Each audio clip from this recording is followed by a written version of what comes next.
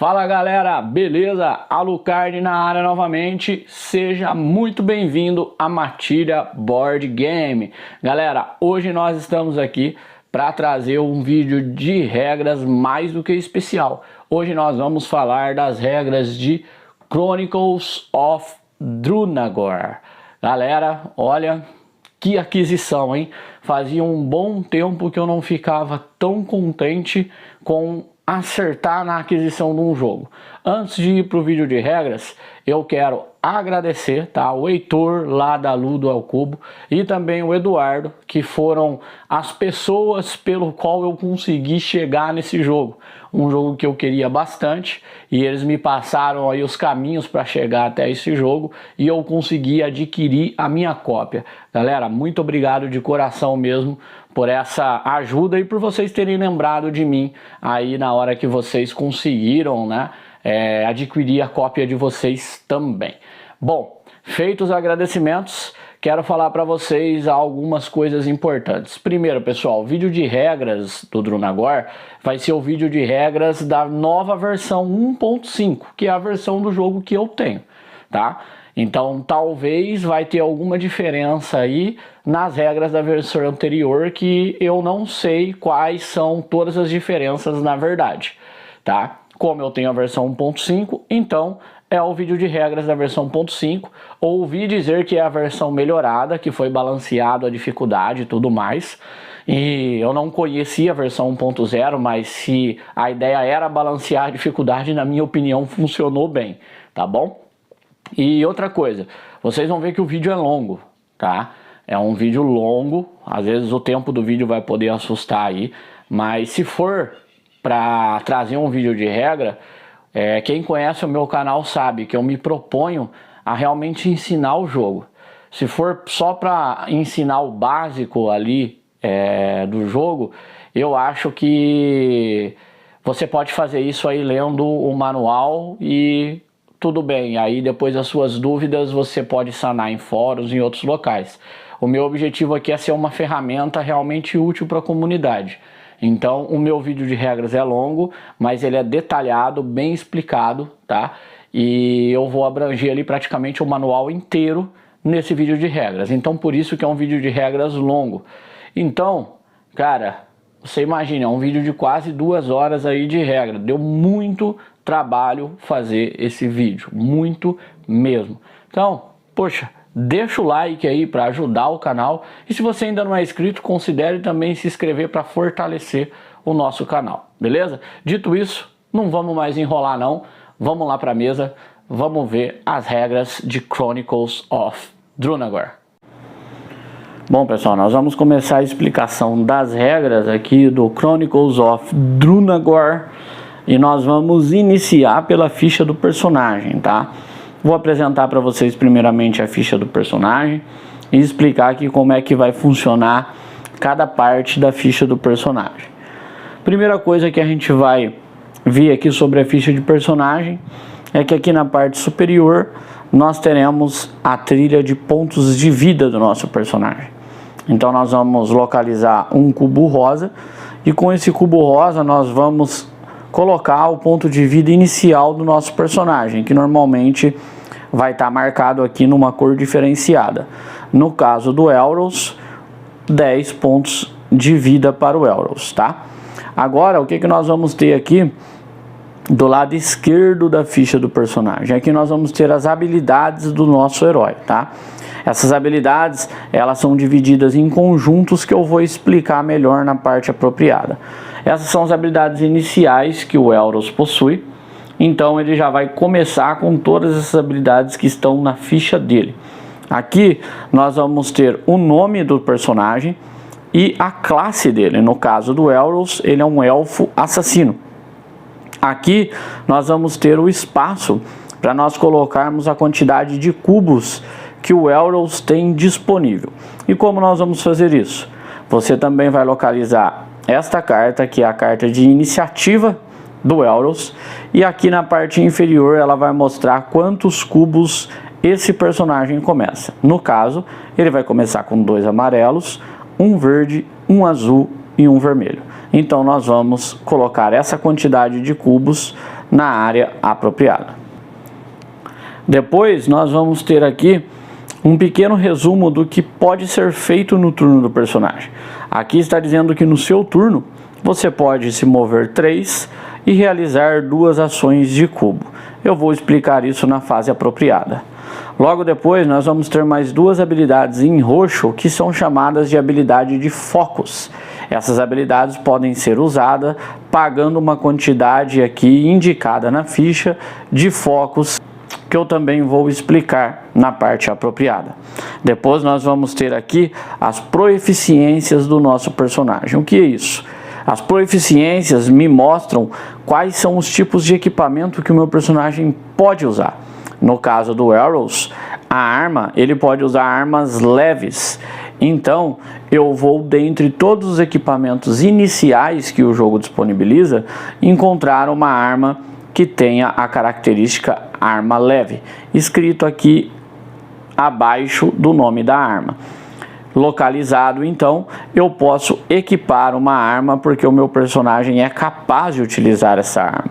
Note que se meu personagem não é capaz de usar a arma, eu não posso equipá-la no meu personagem. Logo depois, nós vamos ver que o tipo de arma secundária, ou seja, o que vai na segunda mão do meu personagem, é uma arma off-hand weapon, né? Seria uma arma reserva, uma segunda arma. Nenhum personagem começa o jogo com armas reservas iniciais, seja escudo, adagas ou qualquer outro tipo de arma reserva. Mas note que isso indica que o Arrows, por exemplo, não poderia utilizar um escudo, pois ele não é proeficiente com um escudo. E agora nós vamos verificar a armadura que o Arrows sabe usar. Aqui está dizendo que o Arrows sabe usar armaduras do tipo Leather Armor. Então nós vamos lá nas cartas iniciais e vamos pegar uma armadura que seja desse tipo e vamos equipar no nosso personagem. E agora, por último, aqui está mostrando que o Arrows ele é proeficiente com amuletos, trinkets, né? Também não temos amuletos como itens iniciais, então essa vai ser a configuração inicial do nosso personagem na questão de equipamentos. Uma arma e uma armadura, sempre respeitando a proeficiência do personagem. Aqui nós vamos ter um campo nos indicando que nós podemos gastar um cubo de ação de qualquer cor para fornecer mais 3 pontos de movimento para o nosso personagem. Eu vou explicar isso também na parte apropriada. Para finalizar aqui a explicação da ficha de personagem e o setup do nosso personagem, nós precisamos agora definir qual vai ser o papel do nosso personagem na dungeon, chamado no jogo aqui Dungeon Role, né? Você vai ter que escolher se o seu personagem vai fazer a função de um tanque, a função de um suporte, a função de um líder, a função ali do DPS, também conhecido como Striker. Você vai escolher qual vai ser a função do seu personagem. Uma vez feito isso, você vai localizar as cartas da função do seu personagem. Neste caso aqui, Striker, a carta que tem o número 1, e você também vai localizar a carta com o nome da função que tem o número 2. Uma vez localizadas essas cartas, você vai deixá-las ao lado da ficha do seu personagem. Note que elas vão adicionar mais 4 habilidades para o seu personagem, podendo então agora o seu personagem utilizar novas habilidades. Vou explicar a utilização das habilidades na fase apropriada e o que cada habilidade significa. Na nossa ficha de personagem ainda temos 2 espaços que são destinados à mochila do nosso personagem. A mochila do nosso personagem permite que nós carreguemos até 2 itens, sendo necessário assim, se a nossa mochila estiver cheia e nós quisermos colocar um outro item na mochila, precisamos descartar um para que possamos colocar o outro. O setup inicial também, os personagens começam sem itens na mochila. Agora, para completar o setup do nosso personagem, só faltou então localizar a miniatura do seu personagem para que você esteja pronto então para inseri-lo na sua aventura. Vamos aprender agora a fazer um pré-setup que vai ser utilizado para todas as missões que você for jogar. A primeira coisa que você precisa fazer é localizar o livro de interações, tá? O livro de interações, normalmente ele vai ser requisitado quando você realizar uma ação de interação. Eu vou explicar na fase apropriada como que você vai realizar esta ação. Deixe próximo de você o livro de interações. Localize agora todas as cartas com esse fundo que contém um baú aberto. Embaralhe elas e você então vai ter o seu deck de baús. Também vou explicar na fase apropriada como nós vamos fazer a compra dessas cartas. Localize e separe a bandeja organizadora com todos os tokens de condições que são presentes no jogo e também separe um espaço para cubos, principalmente os cubos pretos, brancos e roxo, que serão os cubos que serão usados com maior frequência. Localize o saco de runas e coloque dentro dele todas as runas que vieram com o jogo, deixando numa área próximo de você, pois você também usará ele com muita frequência. Monte a trilha de iniciativa e deixe alguém responsável por controlar essa trilha. Ela é um dos elementos mais importantes desse jogo. Uma vez que a trilha de iniciativa esteja montada, você vai localizar a carta de cada um dos personagens que estão jogando e vai colocar essa carta no local da trilha de iniciativa de acordo com o papel dele na masmorra.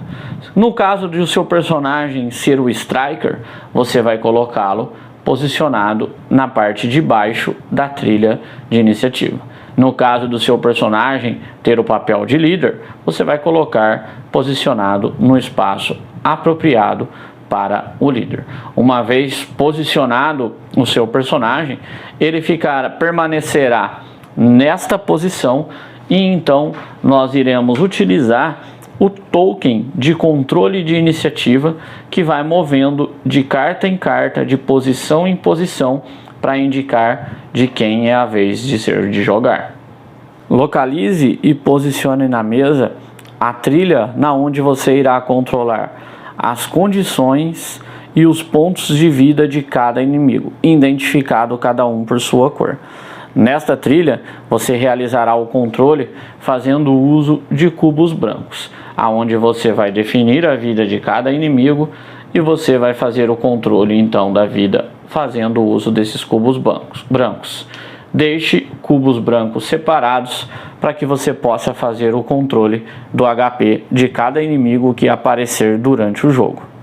Não se esqueça de localizar a bandeja organizadora com as tiles de escuridão. Você fará uso frequente dessas peças durante a sua aventura. Com o livro de aventuras em mão, você irá então selecionar a aventura que você irá jogar. Se você estiver jogando o modo campanha ou estiver fazendo a partida tutorial introdutória, você irá selecionar o capítulo número 1, que é um grito de socorro. Aqui você encontrará a mesma estrutura para todas as missões que você for jogar nas Crônicas de Drunagor. Nós teremos aqui um texto indicando o que está acontecendo na história, um flavor. Teremos aqui neste quadro grande regras nos explicando como vai funcionar cada um dos sistemas dentro da masmorra das Crônicas de Drunagor, como por exemplo como que as trevas vão aparecer durante a partida, como vai ser a regra de movimentação das trevas, quando você fizer uma ação de chamada ou de recall dos seus cubos, como vai ser aplicado essa ação, condições de vitória e derrota e o começo da aventura. Esse quadro ele pode mudar essas interações de aventura para aventura. Sempre se atente em lê-los antes de iniciar a sua aventura. Depois destes lados, nós teremos aqui as tiles iniciais que serão usadas durante a missão. Você irá localizar as tiles de acordo com as letras indicadas aqui. Nesse caso, nós iremos usar uma Dungeon Trail 1 e iremos usar a tile E4F. Dessa forma, você vai localizar o Dungeon Trail 1, vai localizar a Tile E4F e vai montar a sua primeira sala aqui na masmorra. Toda vez que o jogo disser Dungeon Trail 1, ele está referindo a essa Dungeon Trail que é menor e ela é plana, ela não tem nenhum nível aqui de elevação. Nesse caso, essa é a Dungeon Trail 1. Quando o jogo solicitar a Dungeon Trail 2, você irá localizar essa Dungeon Trail, que é uma Dungeon Trail que tem uma elevação, uma diferença de nível. Essa é a Dungeon Trail 2. Quando o jogo solicitar a Dungeon Trail 3, você vai localizar essa Dungeon Trail que é maior e tem apenas um nível. Quando não houver nenhuma especificação da Dungeon Trail, isso significa que a peça de mapa deve ser montada direto sobre a mesa. As peças de mapa são facilmente localizadas através do seu código, que normalmente vem indicado na própria aventura. Ainda falando sobre o setup do tabuleiro, todos os locais marcados com um asterisco indicam que é posições aonde os heróis dos jogadores podem começar a partida. Note que nós temos a indicação de que aqui nós teremos uma porta 01. Para encontrar a porta correta, você precisa se referenciar pelo capítulo e nome da aventura sendo jogada. Como podemos ver, capítulo 1, um grito por socorro. Logo, localizando a porta 01 do capítulo 1, um grito por socorro, você irá dobrar esta porta de modo que o QR Code fique para dentro e os dois lados mostrem uma porta 01. Você então irá posicionar a porta no local indicado de acordo com o livro de aventuras. Aqui você possui uma referência mostrando do espaço necessário que você vai precisar da mesa para essa aventura, 84 centímetros por 56 centímetros, e aonde você deve mais ou menos posicionar a primeira parte, indicando que ao revelar a masmorra, ela poderá ainda cobrir uma área como esta disponível aqui na mesa. Por último, você irá posicionar a quantidade de inimigos na masmorra de acordo com o número de jogadores que estiverem jogando a partida. Se você estiver jogando solo, e sim, esse jogo tem um modo solo verdadeiro, onde você controla apenas um herói, você irá realizar apenas o setup que está acima das linhas pontilhadas. E então, se você estiver jogando em 2, 3, 4 ou 5, você vai realizando todos os setups abaixo. Por exemplo, se você estiver jogando em 4 jogadores, você vai realizar tanto o setup acima da linha pontilhada, quanto o setup para 2, para 3 e para 4. Se você estiver jogando em 5 jogadores, você vai realizar todos os setups, ou seja, povoar a dungeon de acordo com o que está indicado aqui. A nomenclatura dos monstros que vão ser colocados na dungeon também é algo que é bom que você compreenda. Toda vez que você encontrar WM, significa que é um monstro branco, White Monster.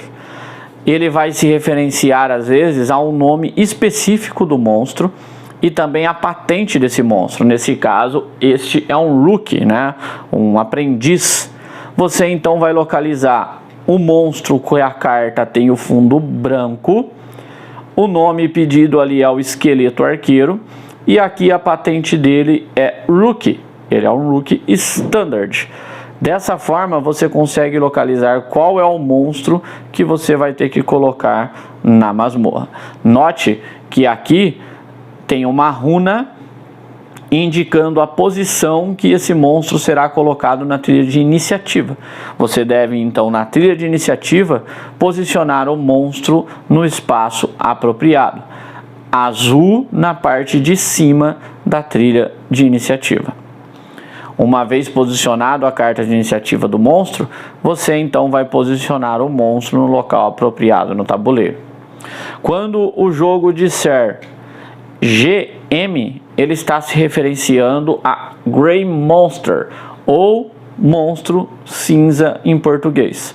Você vai localizar os monstros que têm um fundo cinza, e nesse caso aqui ele não está especificando qual é o monstro, ele apenas está dizendo que o monstro precisa ser Rookie. Neste caso, você vai embaralhar o deck com todos os monstros cinzas que são do tipo Rookie e vai sortear um aleatório. E então você vai posicionar o monstro na posição indicada G2 no tabuleiro e a carta dele na runa indicada na trilha de iniciativa.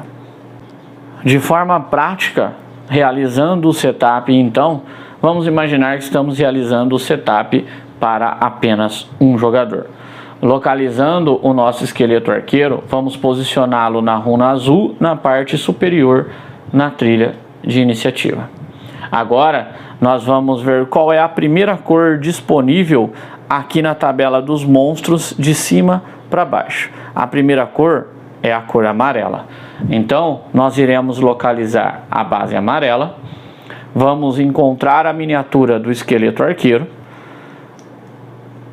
Colocando a base, vamos colocar o esqueleto arqueiro na posição indicada pela aventura. Agora, nós vamos localizar na carta do monstro o valor de pontos de vida desse monstro, que indica que é 9. Então, nós iremos pegar um cubo branco e vamos setar a vida do monstro em 9. Os nossos personagens podem começar em qualquer espaço indicado pelo asterístico. Dessa forma, o setup para nossa primeira aventura de Crônicas de Drunagor estaria pronto. Sem sombra de dúvidas, um dos corações das Crônicas de Drunagor é a trilha de iniciativa. Vamos compreender como essa trilha funciona. O token de iniciativa, ele sempre vai partir da primeira posição da iniciativa na parte superior, que é a posição do defensor. Ela sempre vai caminhar da esquerda para a direita, primeiro sempre na parte de cima da trilha. Isso indica que ela começa pelo defensor. Após o defensor jogar, o monstro que tiver a runa laranja e estiver na posição superior da trilha, joga. Após isso, a runa anda para o marcador de iniciativa anda para a runa verde. Note que o suporte ainda não joga, porque ele é posicionado na posição de baixo da trilha de iniciativa. Andando desta forma, a iniciativa vai correr sempre da esquerda para a direita, de cima para baixo. Isso quer dizer que após ela chegar no final da trilha, aqui na runa cinza, agora ela vai descer e começar a andar na trilha de baixo, seguindo a sequência novamente. Cada vez que o token atingir uma carta de iniciativa, é a vez daquele personagem ou monstro jogar no turno. Quando o token chegar no último espaço, aonde nós temos a runa, resolve-se o efeito da runa que vai estar neste espaço e então a trilha de iniciativa é reiniciada e uma nova rodada vai começar. No caso de vários monstros do mesmo tipo presente no tabuleiro, a ordem de ativação desses monstros vai sempre respeitar a sua cor, de cima para baixo. Imaginemos que nós temos no tabuleiro uma caveira esqueleta amarelo e um esqueleto arqueiro também rosa. Dessa forma, quando chegar a vez dos esqueletos arqueiros jogar, o amarelo vai fazer o seu turno primeiro do que o rosa, porque o amarelo está mais acima que o rosa na trilha de pontos de vida dos monstros. Sempre respeite essa ordem quando você tiver monstros iguais e chegar a vez deles de jogarem no tabuleiro. No turno de um herói, ele deve realizar o seu turno dividido em 4 passos. O primeiro dos passos é resolver todas as condições que estiverem afetando o herói. Neste caso, caso o herói tenha em sua ficha condições como sangramento ou burn, ou veneno e muitas outras, ele deverá primeiro resolver essas condições antes então de dar sequência no seu turno. Caso um herói tenha sido derrubado pelo fato dos seus pontos de vida terem chegado a 0, nessa etapa das condições, ele deve recuperar o fôlego imediatamente, levantando a miniatura do seu personagem e setando o valor dos seus pontos de vida para o máximo novamente. E também sofrendo um cubo de trauma. Essa regra eu vou explicar na parte apropriada para que não haja confusão. O segundo estágio do turno de um herói, ele deve ativar todas as suas habilidades que possuam gatilho. Se o herói tem alguma habilidade que diga, por exemplo, no começo do seu turno, receba 2 de escudo. É neste momento que ele vai resolver essas habilidades. Note que esses gatilhos são ativados após a etapa de condições. Então, um herói sempre sofre primeiro as condições e depois, então, ele ativa as suas habilidades passivas.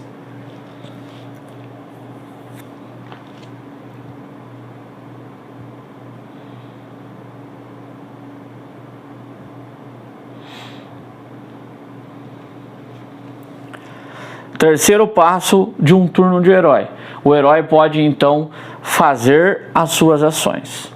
Dentre as ações que os heróis podem fazer no seu turno, ele poderá resolver uma ação de movimento gratuita e 2 ações que utilizem cubos. E quantas ações menores ele quiser, desde que ele não repita a mesma ação menor. Tá? Vou explicar tudo isso na fase apropriada. Depois então de ter realizado o seu turno de ações, o herói então vai encerrar o turno dele. Depois que todas as ações dele terem sido realizadas, ele então vai passar a vez para o próximo inimigo ou jogador na trilha de iniciativa. Falando apenas o básico sobre o combate em Crônicas de Drunagor. Em Crônicas de Drunagor, o seu herói poderá fazer 3 tipos específicos de ataques ou reações em combate. O primeiro deles vai ser ataques que usam armas, que vão ser sempre simbolizados por essas espadas cruzadas, conhecido como Weapon Attacks. Se nós olharmos aqui de mais perto na ficha do Herald, nós vamos ver que algumas habilidades dele, como por exemplo a Deep Lunging, ela começa indicando que esta habilidade é um ataque de arma, pois ela tem as 2 habilidades, as 2 espadinhas cruzadas. Nós ainda poderemos encontrar ataques que o símbolo seja um asterisco, que são considerados ataques mágicos. Toda vez que você localizar esse asterisco, está indicando que esse ataque é um ataque mágico. E ainda por último, nós vamos encontrar o símbolo do relâmpago em várias habilidades e também cartas de equipamentos e outras coisas. Toda vez que você encontrar um relâmpago, indica que é uma reação. Para você saber quando você pode usar uma reação, vai depender do gatilho necessário para que você possa usar a reação.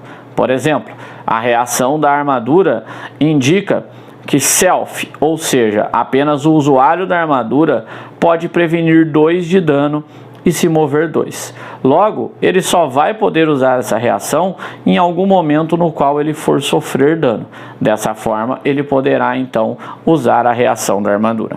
Eu vou entrar de maneira mais profunda e mais clara nessas regras na etapa apropriada de cada uma delas.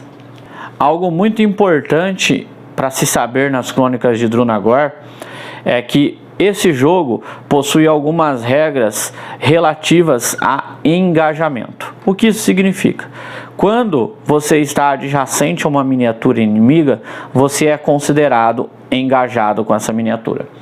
Nessa situação, o herói sofre algumas penalidades. Por exemplo, Quando um herói está engajado com o inimigo, ele não pode realizar nenhuma ação de ataque à distância.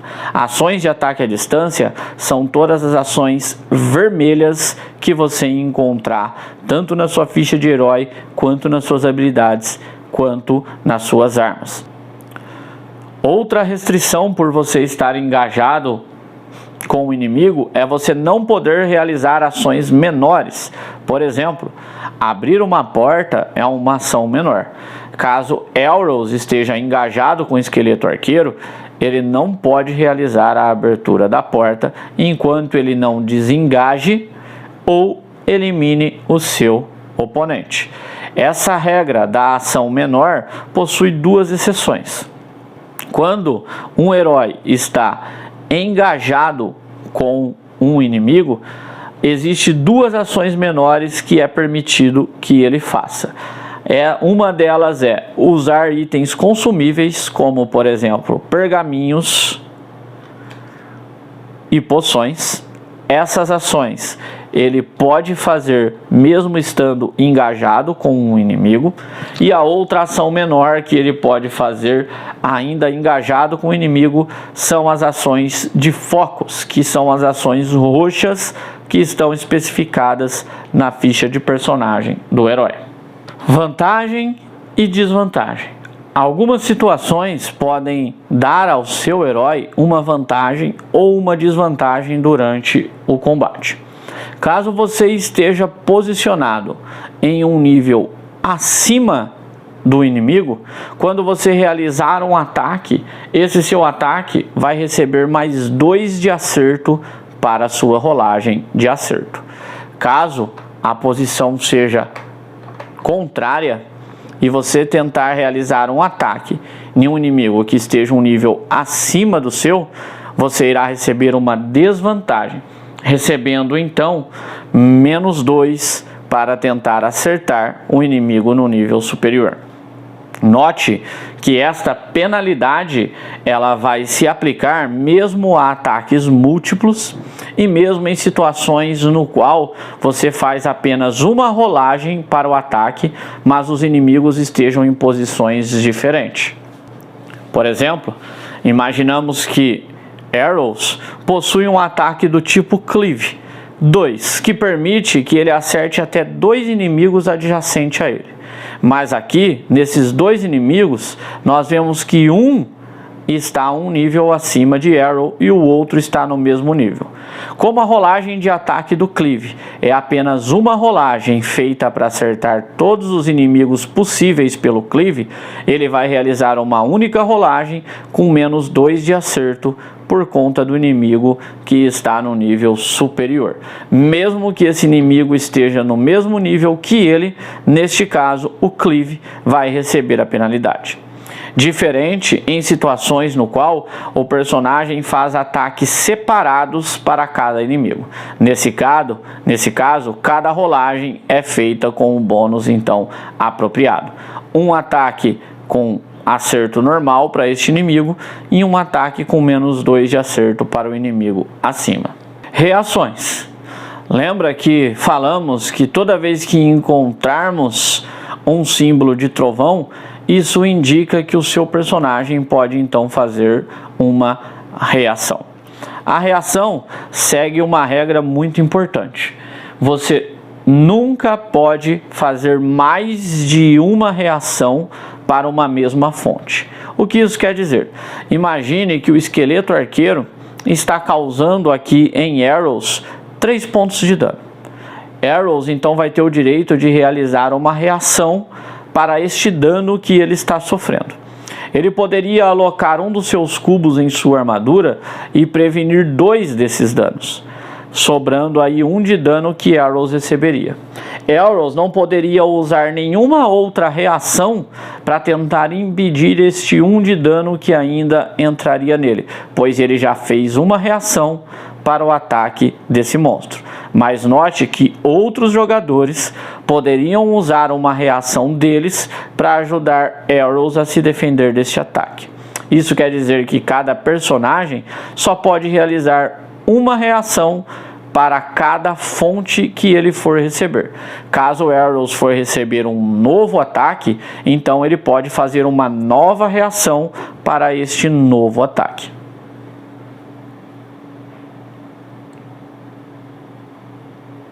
Fique atento, pois alguns danos no jogo dizem que o dano não pode ser prevenido. Dessa forma, você não poderá fazer uso de reações para prevenir esse tipo de dano. Outra coisa importante é saber que toda vez que uma habilidade ou reação vir seguido da palavra self, isso indica que só pode ser usado pelo próprio usuário. Quer dizer que se Elros tivesse um aliado, ele não poderia usar a sua própria armadura para prevenir o dano de um aliado, pois a armadura dele indica que essa prevenção só pode ser usada no próprio Elros.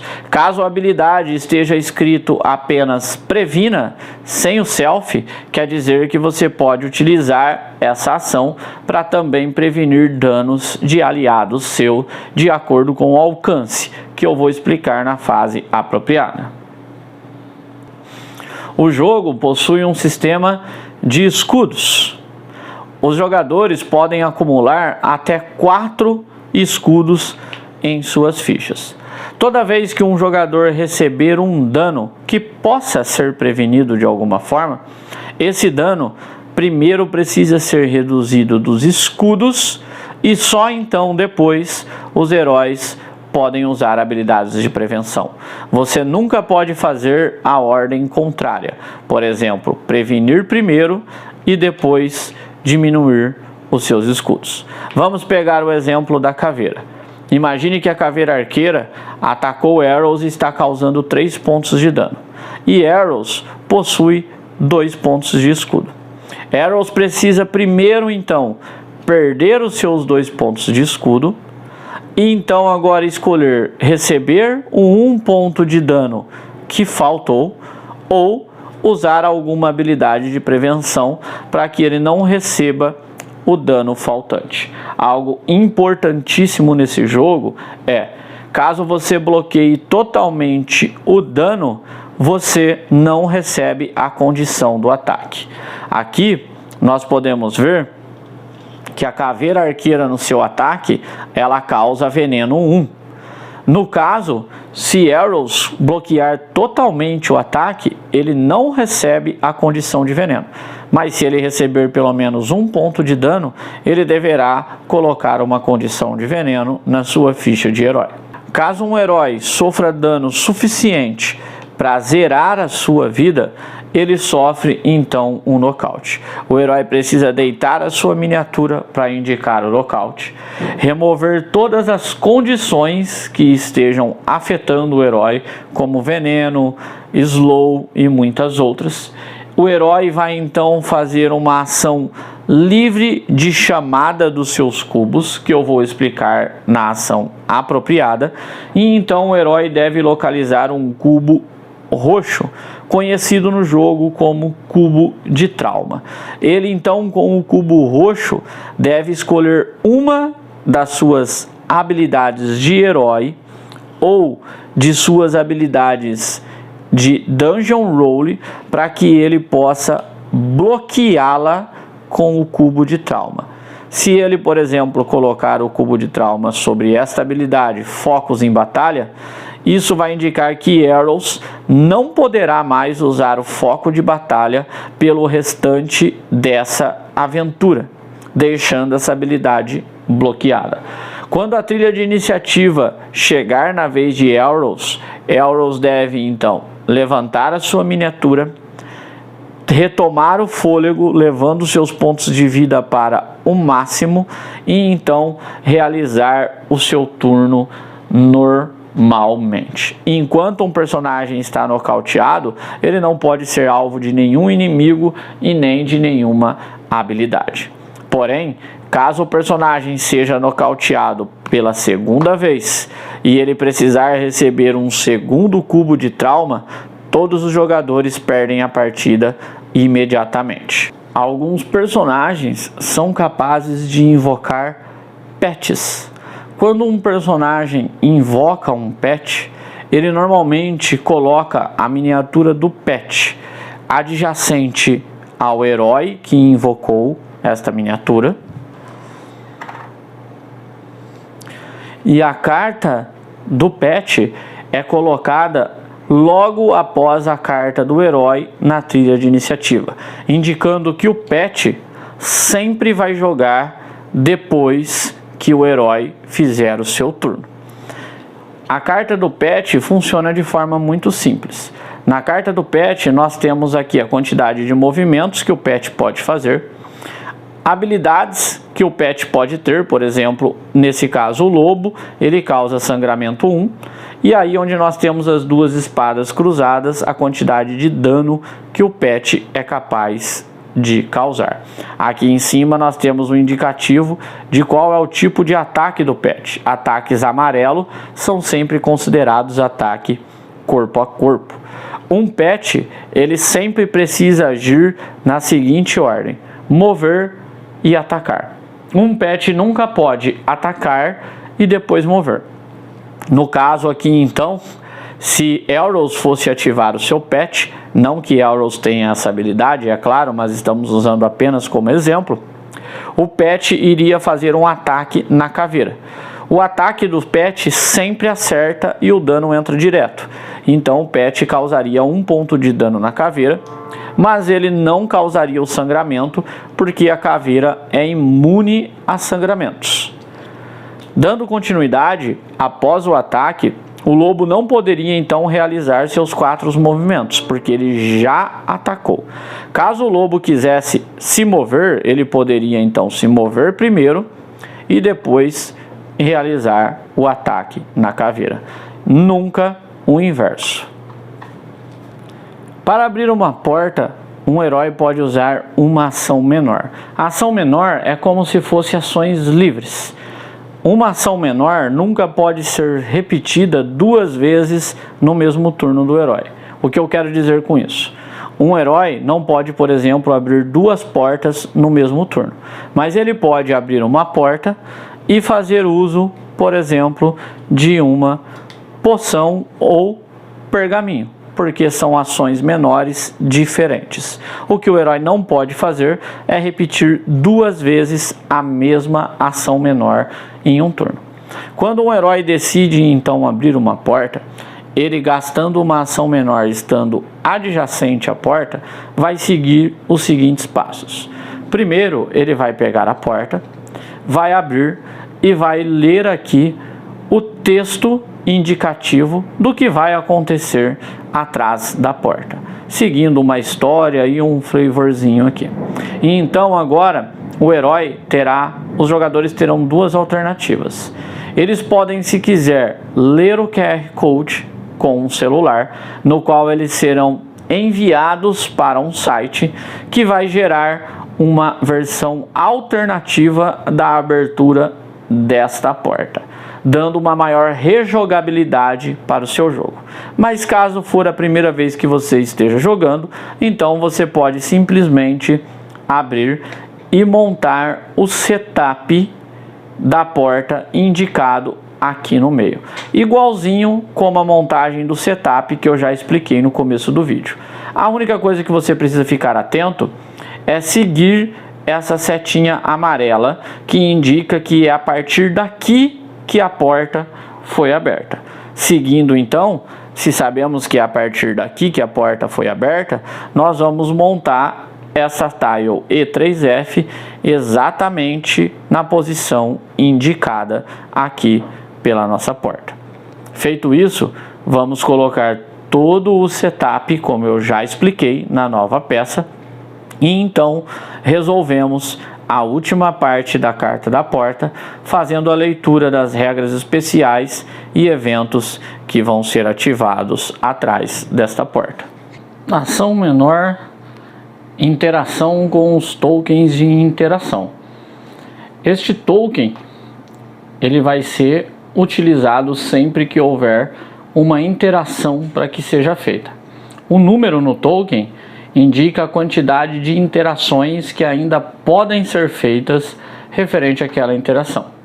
Quer dizer que ao interagir com um token no número 2, você precisa virá-lo pelo número 1, e quando interagir com o número 1, você precisa remover o token. Interagir com um token é uma ação menor. Portanto, lembre-se que se caso você esteja engajado com o inimigo, você não pode realizar esta ação. Quando você realizar a interação, você vai localizar o livro de interações. Normalmente, o próprio setup do token vai dizer qual página do livro de interações você vai precisar abrir.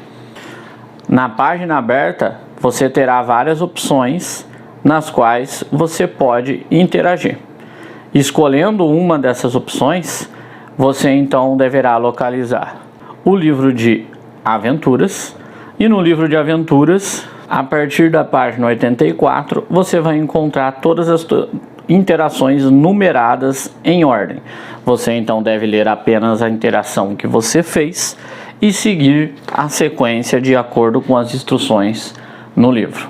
Ação menor: interação com os baús. Estando adjacente a um baú, e novamente, desde que você não esteja engajado com o inimigo, você pode realizar a abertura de um baú. Ao interagir com um baú, você deve descartar o token ou o baú 3D caso você tenha, e então você compra uma carta do deck de baús.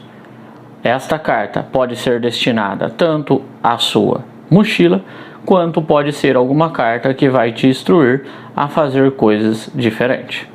Independente de qual seja o seu loot, agora você vai precisar rolar um dado de armadilha. Pode ser que ao abrir o baú você acionou uma armadilha e terá que sofrer os efeitos dela. Nos dados nós temos face lisa, que pode indicar que a armadilha falhou. Nós temos a face de sangramento, nós temos a face de burn, a face de slow e também a face de veneno. Assim, ao tirar a face, você vai aplicar a condição apropriada na sua ficha de personagem.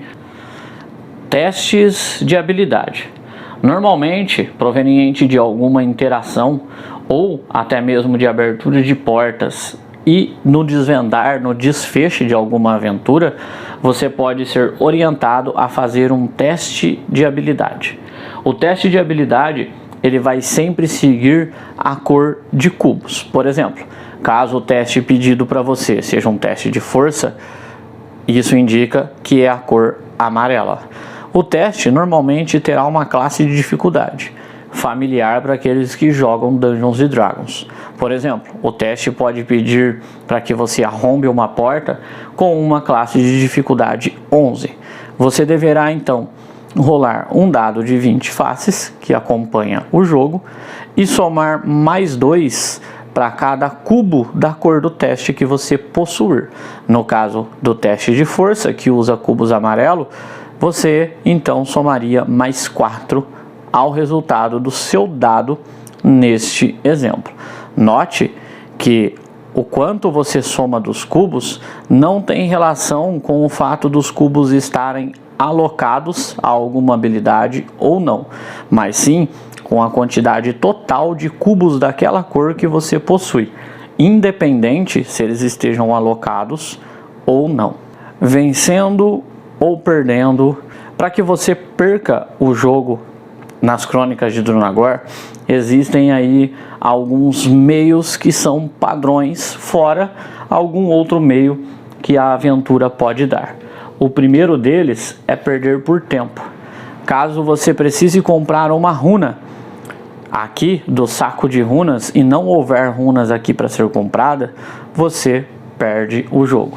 Como já dito antes, caso você já possua um cubo de trauma e precise receber um segundo cubo de trauma, todos perdem o jogo junto. Mesmo que morra apenas um personagem, essa condição também dá o gatilho para a derrota para todos. E por qualquer motivo você precise receber o sexto cubo de maldição, você também desengatilha o fim do jogo e a derrota dos jogadores.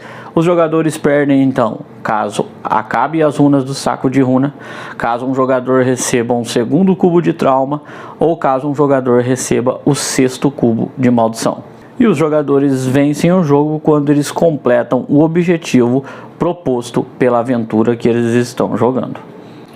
Agora nós iremos entrar nos elementos mais aprofundados da explicação da regra do jogo. Os cubos de ação são a alma das Crônicas de Drunagor. Essa é a mecânica principal do jogo. Entendê-la é dominar as regras desse jogo. As Crônicas de Drunagor possuem cubos de diferentes cores. Nós vamos ter então cubos amarelo, que são cubos considerados de ataques corpo a corpo. Temos cubos vermelhos, que são cubos considerados de ataque à distância. Temos cubos verde, que são cubos de agilidade. E temos cubos azul, que são cubos de sabedoria. Cada um desses cubos devem ser alocados em habilidades que tenham cores correspondentes. Por exemplo, um cubo amarelo só pode ser alocado em uma habilidade que seja amarela, nunca numa habilidade de cor diferente. Entretanto, algumas habilidades possuem duas ou várias cores, permitindo que você aloque qualquer cubo que corresponda com as cores ali. Porém, o cubo no qual você vai alocar vai definir qual vai ser o alcance da habilidade que você está usando. Por exemplo, quando eu uso um cubo amarelo em uma habilidade amarela, automaticamente eu sei que essa vai ser uma habilidade corpo a corpo. Portanto, para que eu possa realizar este ataque contra um inimigo, ele precisa estar adjacente à minha miniatura, pois é uma habilidade corpo a corpo. Logo, se ele não estiver adjacente à minha miniatura, eu não posso realizar esse ataque contra ele. Isso vale mesmo que a minha arma seja uma arma de alcance, ou seja, uma arma de ranged. É a habilidade que eu uso que vai definir o alcance real da minha habilidade, mesmo que ela faça um ataque com a arma. Já no caso que temos aqui a habilidade Remover Maldição do Striker, que possui 4 cores possíveis de cubo, essa habilidade diz que eu posso curar 2 e aplicar um Cleanse. Cleanse me permite remover cubos de maldição da minha ou da ficha dos meus aliados, e também me permite limpar todo o efeito de veneno da minha ou da ficha dos meus aliados. Neste caso, caso eu use um cubo amarelo para usar a habilidade Cura 2 e Cleanse, eu só posso ter como alvo eu mesmo ou personagens que estejam adjacentes a mim, pois o cubo amarelo é um cubo de alcance corpo a corpo. Caso eu use um cubo vermelho na habilidade de Heal 2 and Cleanse, que é o Remover Maldição, eu posso ter como alvo até um quadrado azul de distância da onde eu estou. Note que o jogo, no mapa, ele possui quadrados menores e um quadradão maior azul. Esse quadradão maior azul define o meu range de cubos vermelho. Um cubo vermelho sempre tem alcance 1, mas esse alcance 1 é de um quadradão azul. Quer dizer que uma habilidade à distância eu poderia usar com Elros e acertar esse esqueleto nessa posição, pois ele está a um quadrado azul de distância de mim. Assim também como eu conseguiria acertar ele aqui, e assim também como eu conseguiria acertar ele aqui. Caso eu queira usar uma habilidade como a Remover Maldição em um aliado meu que esteja até um quadrado azul de distância de mim, eu posso alocar um cubo vermelho na habilidade, e então a minha Cura 2 e o meu Cleanse 1 vai ganhar o alcance de um quadrado azul de distância a partir da minha posição. Os cubos de agilidade e o de sabedoria possuem um alcance ilimitado. O que isso significa? Quando eu aloco ou um cubo verde ou um cubo azul.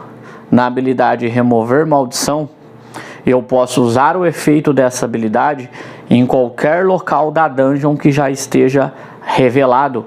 Eu poderia dar uma cura 2 e um cleanse 1 em um aliado que estivesse no começo do mapa, pois eu usei um cubo com alcance ilimitado. Notem que os cubos definem o alcance dos nossos ataques e das nossas habilidades. Então talvez você esteja se perguntando, então para que eu vou ter uma arma que possui o alcance melee, se mesmo equipado com ela, eu posso de repente usar uma habilidade vermelha e fazer um ataque à distância com esta arma. O alcance das armas também são importantes, sim, nas Crônicas de Drunagor. O alcance das armas vai definir o alcance, por exemplo, das suas habilidades de focos. Note que a habilidade de foco Assassinar de Elros indica que ele pode se mover 3, pulando. Esse movimento ele vai pular, isso significa que ele pode ignorar os terrenos pelo qual ele passa, considerando apenas o terreno onde ele termina o movimento dele. E depois ele pode fazer 2 ataques com mais 2 de acerto. Esses 2 ataques usam a arma dele como alcance base. Então esses 2 ataques precisam ser corpo a corpo, porque a habilidade de focos não tem nenhum cubo inerente alocada nela. Então toda vez que uma habilidade não possuir cubos para definir o seu alcance, o alcance da arma é o que vai ditar qual é o alcance da sua habilidade. Além dos cubos de atributo base, nós ainda temos o cubo rosa, que é o nosso marcador de vida. Nós temos o cubo branco, que são cubos utilizados para marcar novas habilidades que nós vamos desbloqueando em outras cartas. Nós temos o cubo roxo, que é o cubo de trauma, já explicado. E nós temos o cubo preto, que é o cubo de maldição. O cubo de maldição precisa ser explicado e nós vamos entrar agora na explicação dele. O jogo possui uma ação que se chama Recall, ou chamado. Você pode, após ter alocado alguns cubos em algumas habilidades, você pode, se quiser, fazer uma ação de Recall. Quando você decide fazer uma ação de Recall por conta própria, ou seja, você escolhe fazer essa ação, talvez você ache que neste turno esses 2 cubos que você possui não vão ser bem aproveitados. Então você decide fazer uma ação de Recall. Quando você escolhe fazer a ação de Recall, você deve passar o seu turno imediatamente. Antes de passar o seu turno, você deve retornar todos os seus cubos que estiverem alocados em habilidades e então pegar um cubo de maldição e escolher uma das suas habilidades para que você as bloqueie e ela não pode mais ser usada na aventura enquanto ela possuir um cubo de maldição. Existe também a ação de Recall automática e a que vai acontecer com mais frequência. Imaginemos que Arrows já tem vários cubos alocados e agora ele decide então alocar o seu último cubo verde usando a sua habilidade Viper Kiss. Note que agora Elros está com todos os seus cubos disponíveis alocados. Nessa situação, Elros deve resolver a última habilidade da qual ele alocou o cubo, no caso a Viper Kiss. Elros então moveria 3 e até 2 inimigos adjacentes a ele poderia ficar envenenado, receberiam veneno 1. Após resolver a sua habilidade, Arrows deve imediatamente fazer uma ação de Recall forçada, voltando todos os seus cubos disponíveis e colocando um cubo de maldição em uma das suas habilidades. Porém, essa ação de Recall forçada não encerra o turno de Arrows. Imaginando então que Arrows ainda tem uma ação de cubo disponível das 2 que ele tem no turno dele, ele ainda poderia então alocar um novo cubo, realizando a sua ação, e só então terminar o seu turno e passar a sua vez para o próximo jogador. Algumas vezes a ação de recall forçada vai acabar acontecendo fora do seu turno. Por exemplo, imagine que Arrows terminou a sua vez de jogar nessa situação. E na vez do esqueleto arqueiro, ele atacou Arrows com 3 pontos de dano. Arrows então decide usar o seu último cubo para prevenir 2 pontos de dano. Após a resolução do dano, Arrows deve imediatamente, mesmo que fora do turno dele, realizar uma ação de recall e colocar um cubo de maldição sobre uma de suas habilidades. Crônicas de Drunagor possui muitos efeitos. Esses efeitos são variados e cada um deles tem um tipo de solução. É claro que eu não vou entrar neste vídeo na explicação de todos esses efeitos, mas esses efeitos eles vão seguir alguns padrões que é importante que nós aprendamos. Primeiro, nós poderemos ter efeitos que são estocáveis. Efeitos que são estocáveis, eles podem no máximo estocar até 4 tipos de token. Por exemplo, escudo é um efeito estocado. Quer dizer que um jogador pode ter no máximo 4 de escudos. Veneno é um efeito estocável. Quer dizer que um jogador ou inimigo pode ter no máximo 4 de veneno, nunca podendo ultrapassar esse limite. Sempre fique atento com imunidades. Alguns inimigos são imunes a determinados efeitos, como o esqueleto arqueiro é imune a sangramento. Preste bastante atenção para que você não cometa esse tipo de erro aplicando sangramento num inimigo que não poderia recebê-lo. Alguns efeitos no jogo são chamados de efeito imediatos. Esses efeitos devem ser resolvidos imediatamente. Isso quer dizer que esses efeitos normalmente não precisam de marcadores para que você possa rastreá-los. Por exemplo, cura 2 é um efeito imediato. Ao receber uma cura 2, eu curo 2 pontos de vida e o efeito foi resolvido. Cleanse ou limpar. Cleanse 1 significa que eu posso remover um cubo de maldição da minha ficha e o efeito foi resolvido. Efeitos imediatos normalmente não precisam de tokens para rastreá-los. O jogo também possui efeitos redundantes. Efeitos redundantes só é possível que um personagem tenha apenas um deles. O personagem que tenha recebido um efeito de derrubado não pode ter outro efeito de derrubado. Não tem como um personagem ser derrubado novamente quando ele já está derrubado. Então, por isso o jogo os considera como efeitos redundantes. Uma vez derrubado, você já está derrubado e não pode ser derrubado novamente. Uma vez atordoado, você já está atordoado e não pode ser atordoado novamente. Efeitos redundantes têm apenas um marcador e você só pode receber um novo efeito daquele se você já não tiver mais marcadores desse tipo de efeito. Vamos agora falar das ações dos heróis. A primeira ação e mais básica em qualquer Dungeon Crawler é o movimento. Na sua vez, você recebe gratuitamente 3 pontos de movimento.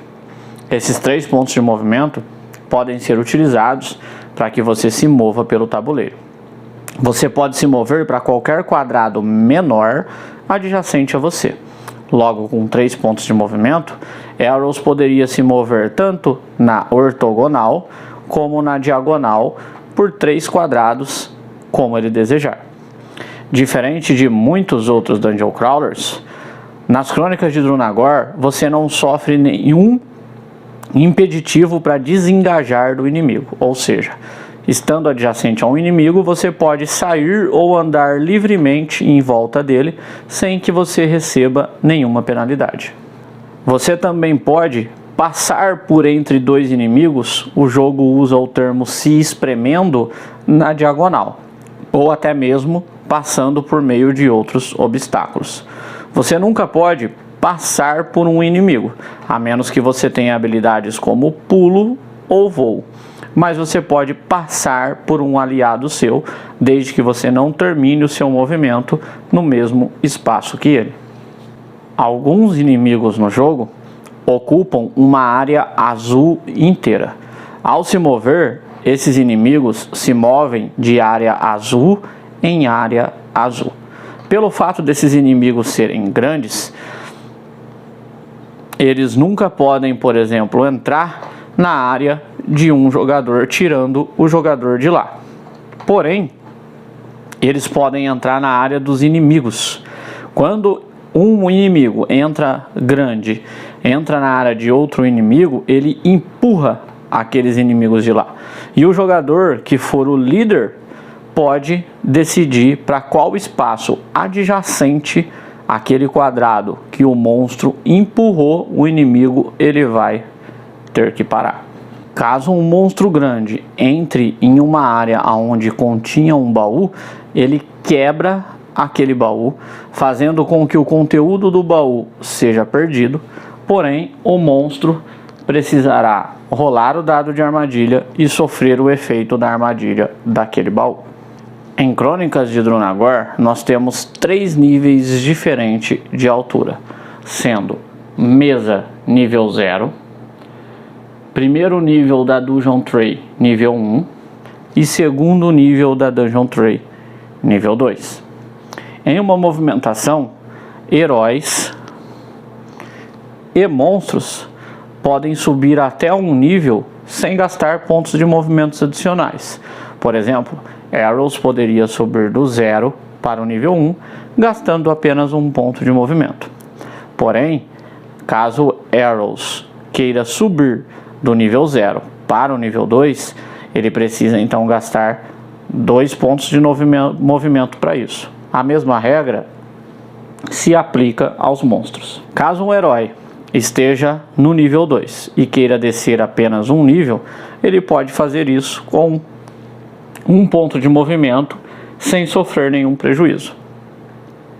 Porém, caso um herói esteja no nível 2 e ele queira descer para o nível 0, ele pode fazer isso com apenas um ponto de movimento. Porém, é necessário que ele agora tome um dano de queda, sofrendo 2 pontos de dano que não podem ser prevenidos. Note que isso pode acontecer com efeitos de empurrar e outras coisas, propositalmente causando nos personagens ou nos inimigos dano de queda. Caso um personagem tenha a habilidade pular, ele pode subir do nível 0 ao nível 2 sem gastar pontos de movimento adicional. E também, caso ele tenha a habilidade pular, ele pode descer do nível 2 até o nível 0 sem receber dano de queda. Cada herói, além do seu movimento gratuito, tem no seu turno 2 ações de cubo. As ações de cubo de um herói podem ser usadas para alocar cubos em habilidades correspondentes às suas cores, ou eles podem utilizar ações de cubo para que possam receber outra ação de movimento com 3 pontos de movimento. O cubo para ação de movimento pode ser de qualquer cor. Como já foi dito, cubos precisam ser alocados em espaços correspondentes com as suas cores. Algumas habilidades vêm com esse P e tem o campo cinza. Indica que são habilidades passivas e estão sempre ativas. O jogador que usar a Dungeon Roll de Striker sempre terá mais 1 de acerto toda vez que ele realizar um ataque de arma. Isso quer dizer que ao, por exemplo, fazer o ataque Poisoned Blade, que é um ataque de arma, ele realizará esse ataque com mais 3 de acerto de habilidade e mais 1 de acerto da habilidade de Striker, totalizando mais 4 para que ele possa acertar.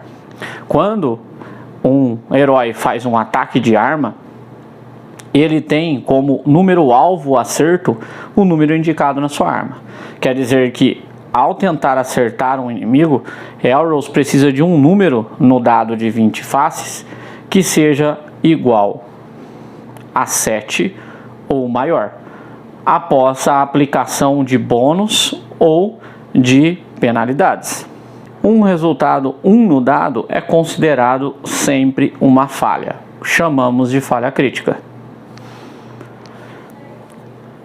Enquanto um resultado 20 no dado é considerado sempre um acerto e chamamos de acerto crítico.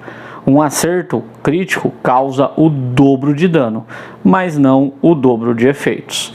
Por exemplo, Poisoned Blade de Elros, se tirasse um ataque crítico, ele causaria o dobro de dano da arma de Elros. A arma de Elros causa 3 de dano, num ataque crítico ele causaria 6.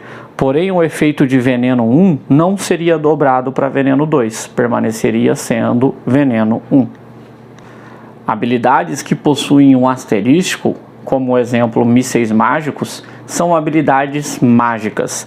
Habilidades mágicas não precisam de rolagem de dado e elas sempre acertam os seus alvos, causando o dano indicado pelas habilidades.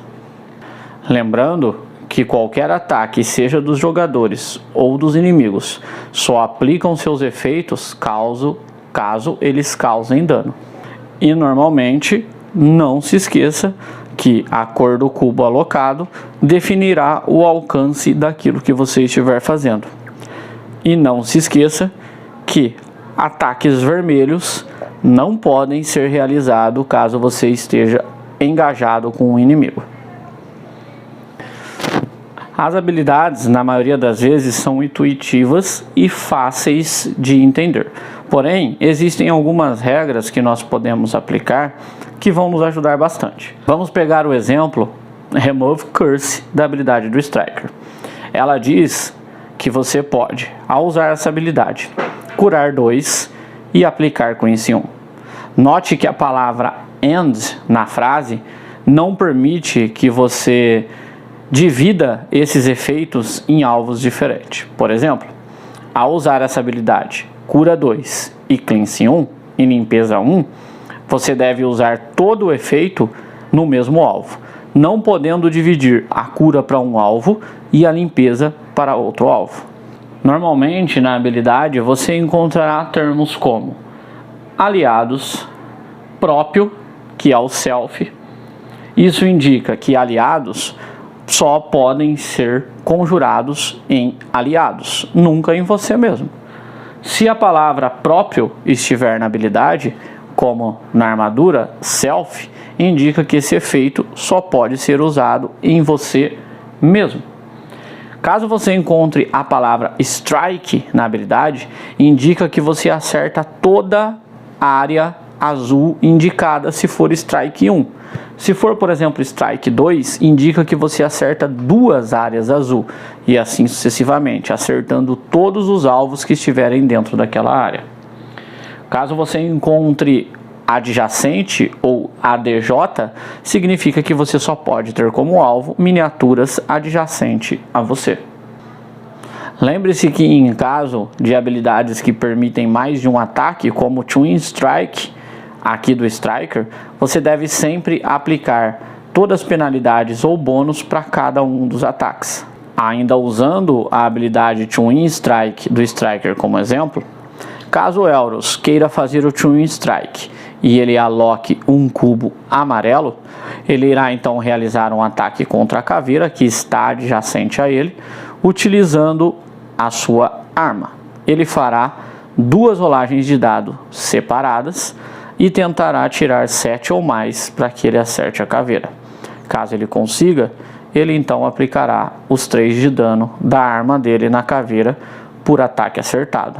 Mas note que caso o Elros queira usar um cubo vermelho no Twin Strike, ele está adjacente a um inimigo. Isso não permite que ele use ataques à distância estando engajado com o inimigo, mesmo que o alvo seja outro inimigo. Para que Elros possa então realizar esse ataque, ele precisa primeiro não estar mais adjacente a nenhum inimigo. Agora, ao usar o Twin Strike com o cubo vermelho, ele tem 2 ataques com mais 0 de acerto, podendo dar os 2 ataques na caveira amarela ou dividir um ataque para a caveira amarela e um ataque para a caveira inferior. Ainda esclarecendo sobre o range, note que mesmo Arrows estando equipado com uma espada, o fato de permitir ele fazer o ataque à distância foi o fato de ele ter alocado um cubo vermelho na habilidade Twin Strike. Lembre-se que quando alocamos um cubo, não levamos em conta o alcance da arma, mas sim o alcance do cubo alocado. Fora o movimento e as 2 ações de cubo, os jogadores podem fazer ações menores ou ações livres. Como eu já disse, uma ação menor nunca pode ser repetida. Eu posso fazer várias ações menores no meu turno, mas nunca a mesma ação 2 vezes. As ações menores são equipar e desequipar uma arma. Caso eu tenha uma outra arma no meu inventário, eu poderia gastar uma ação menor para trocar uma arma que está na minha mão por uma arma que está na minha bolsa. Lembrando que se eu estiver engajado com o inimigo, eu não posso realizar esta ação. Eu posso dar um item da minha bolsa para um herói que esteja num espaço adjacente ao meu. Eu posso pegar um item de um herói que esteja adjacente a mim e colocar na minha bolsa. Eu posso usar um dos itens consumíveis que estejam na minha bolsa como uma ação menor. Lembre-se que fazer isso é uma das exceções à regra que eu posso fazer mesmo que eu esteja adjacente a um inimigo. Eu posso interagir com tokens que estejam adjacente a mim como uma ação menor. Eu posso abrir portas adjacente a mim como uma ação menor. Eu posso abrir baús adjacente a mim como uma ação menor. E eu posso utilizar as minhas habilidades de focos desde que eu tenha focos disponível para pagar. Lembre-se que usar uma habilidade de focos também é uma exceção à regra que eu posso fazer mesmo adjacente a um inimigo. Focos é um recurso estocável. Assim como todo recurso estocável, eu posso ter no máximo 4 de focos. Lembre-se da regra que você não pode repetir uma ação livre no seu turno. Quer dizer que mesmo que eu tenha 4 focos, eu só posso usar a habilidade Assassinar do Elros, que custa 2 de foco, uma vez. Eu gasto os 2 de focos e realizo o Assassinar. Eu não poderia usar novamente o Assassinar no turno, porque esse turno eu já fiz uma ação livre de focos. Mesmo que a habilidade de baixo do Elros custasse 2 e eu pudesse pagar por ela, eu não poderia realizar a habilidade de focos de baixo, porque ambas são consideradas habilidades de focos e eu não posso repetir ela no mesmo turno. Conforme os heróis avançam no jogo, eles certamente vão ficar mais fortes. Com isso, eles vão aprender novas habilidades. Eu vou falar um pouco agora sobre as habilidades de classe. As habilidades de classe, elas vão ser sempre identificadas por uma carta com esse verso com o nome da classe. No caso dessa classe é a classe do assassino. Classe compatível aqui com o Elros. O Elros é um elfo assassino. Então, quando o Elros for instruído a ganhar uma habilidade de classe, ele vai escolher uma dessas cartas para que ele possa comprar uma habilidade de classe. Note que aqui nós temos o nome do caminho que ele vai tomar dentro da classe assassino. Tá? Para nós entendermos melhor, cada uma dessas cartas aqui é um possível caminho que pode ser tomado dentro da classe assassino. Por exemplo, caso o Elros queira, ele pode ir para o caminho da acrobacia dentro da classe assassino. Ou ele pode ir pelo caminho das artes mortais. Caso o Elros deseja, ele também pode combinar vários caminhos dentro da própria classe. A única restrição é que um herói sempre precisa aprender um nível de uma habilidade para que ele possa aprender o próximo. Por exemplo, vamos pegar aqui a Artes Mortais. O nível 1 dessa habilidade vai conceder ao Arrows precisão, que vai conceder mais 1 de acerto para ele.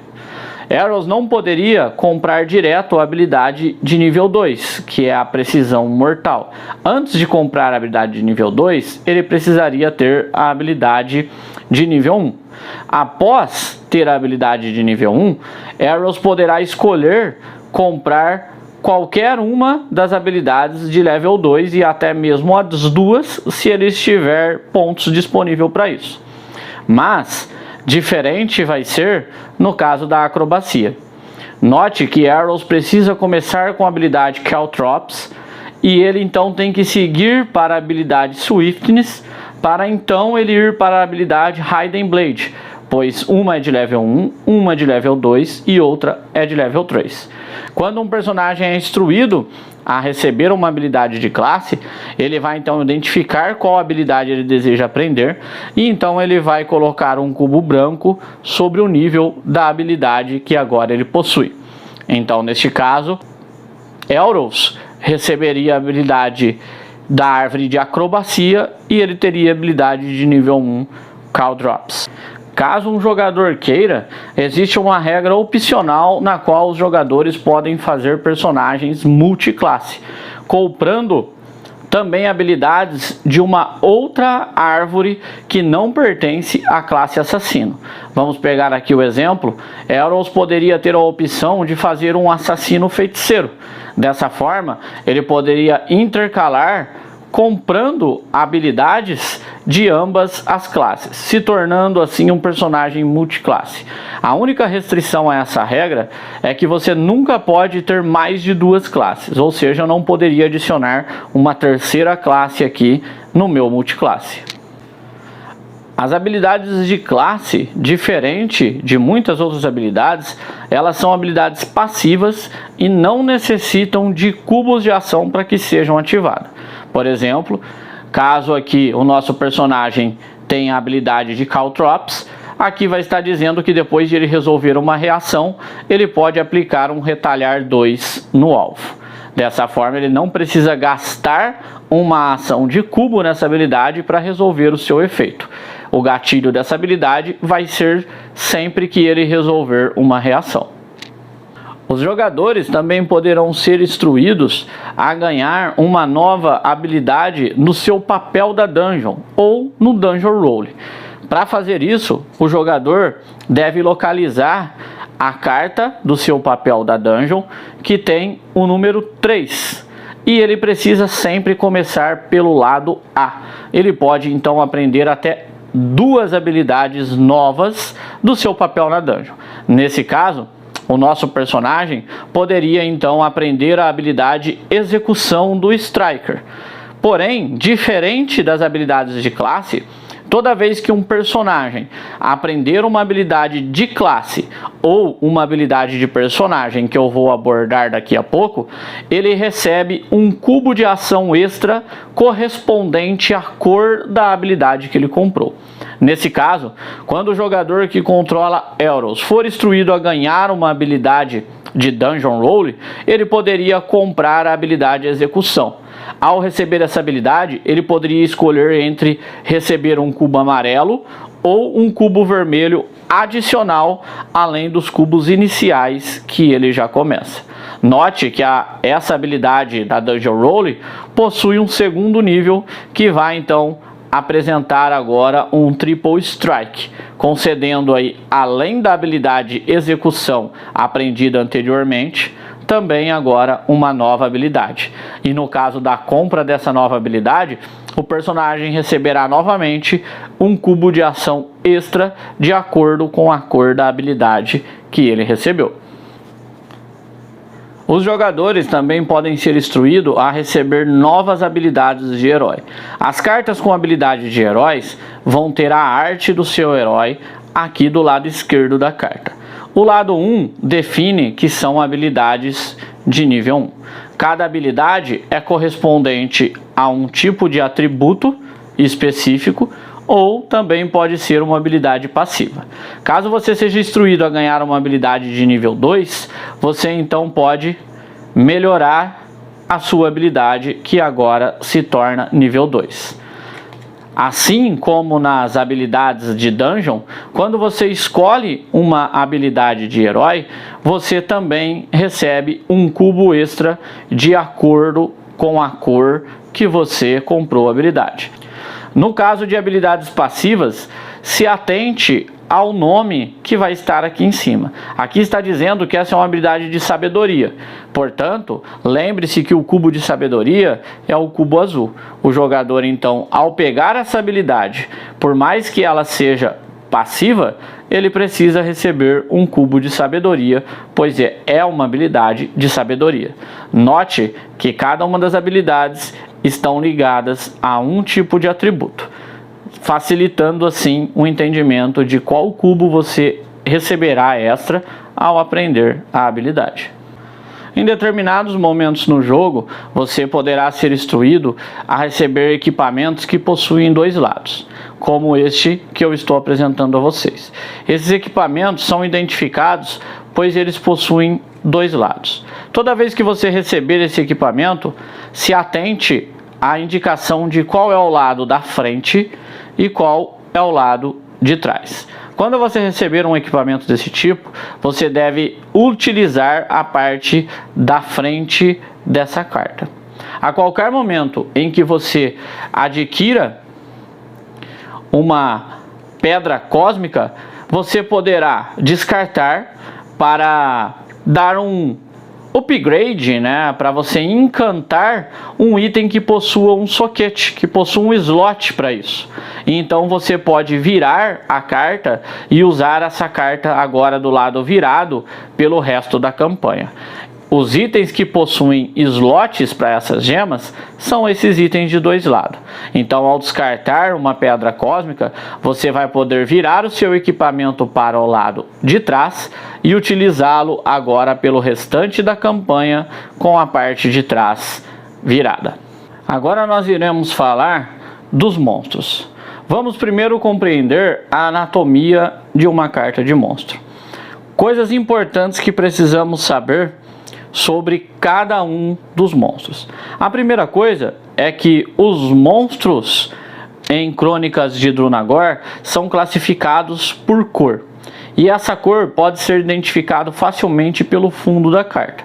Nesse caso temos monstros branco, monstros cinzas e monstros pretos.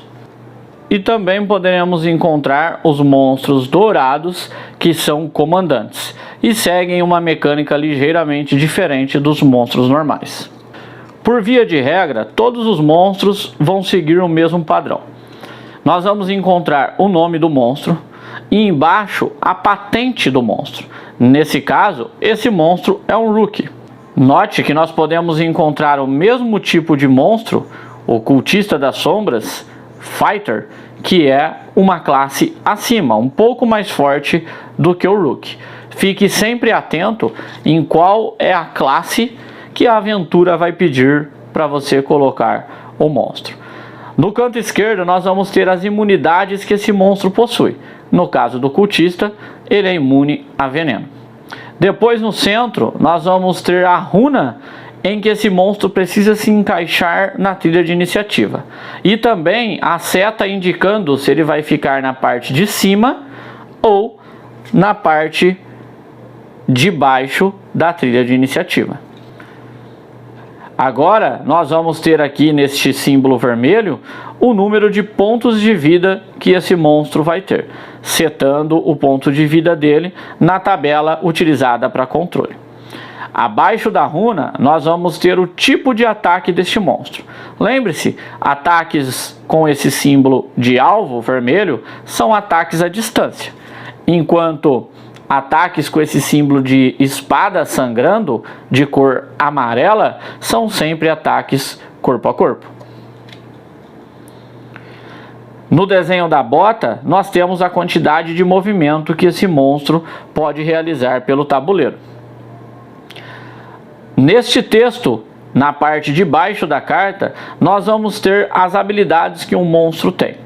Quando a habilidade estiver escrita em preto dessa forma, isso indica que ela é uma consequência do ataque do monstro. Ao atacar e causar dano, o monstro vai causar os efeitos descritos aqui no meio. Nós temos outro exemplo, por exemplo, no esqueleto arqueiro, que diz que quando ele ataca em multi-alvos. Ele faz 2 tiros e o número de alvos é 2. Isso indica que, ao atacar, o esqueleto arqueiro atacará 2 alvos com 3 pontos de dano e, em caso de acerto, ele causa o veneno. Alguns monstros vão trazer habilidades escritas em rosa. Essas habilidades são habilidades que são acionadas no início do turno de um monstro após ter resolvido todas as condições dele. No caso da abominação, ela regenera 1 ponto de vida. Também temos habilidades do tipo azul. Normalmente as habilidades que estão escritas em azul são habilidades que vão nos definir que este monstro não usa a regra padrão para procurar a sua prioridade de alvo.